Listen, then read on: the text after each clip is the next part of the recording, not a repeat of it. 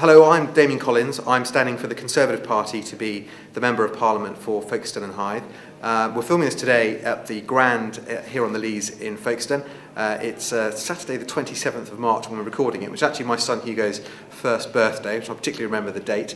And I've been here at the Grand this morning to open an affordable art exhibition invited by Neville Pundole, and I'm just about to go off to Sandgate to do a charity auction to raise some money for the Chichester Hall. As you're viewing this, the general election has just been called, and it's a very exciting time for us parliamentary candidates, but for the country as well. This election's been hanging over us, and now we all finally get the chance to have our say. I'm standing for Parliament here, taking over from a retiring Member of Parliament. I'm giving up my career in business to stand for Parliament, and I'm going into it because I believe I can make a difference. And I'm actually taking a pay cut to become an MP rather than going into it to feather my nest, as this, we all had concerns that some people had the wrong motives for going in. But I'm going in because I believe we can make a difference.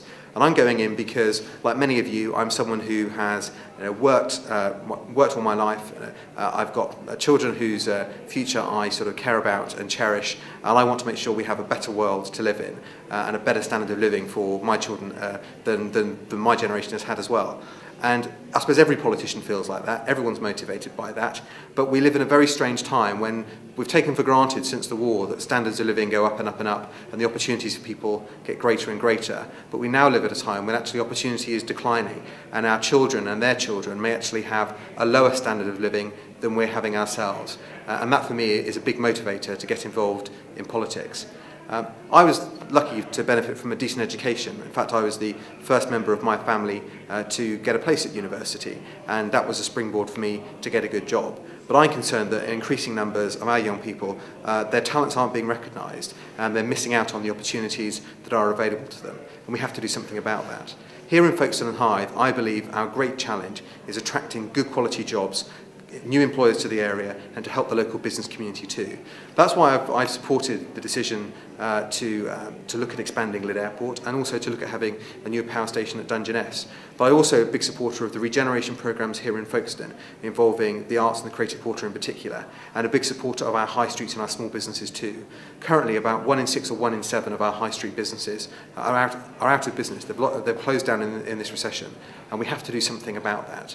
And I believe we can create incentives for councils to support local businesses and keep that money in the community as well, to make them thriving centres for people to come and trade and do business. Something else I'm very concerned about, which is a big issue for me in this election, is older people. I think it's wrong that older people have to sell their homes to pay for care late in life.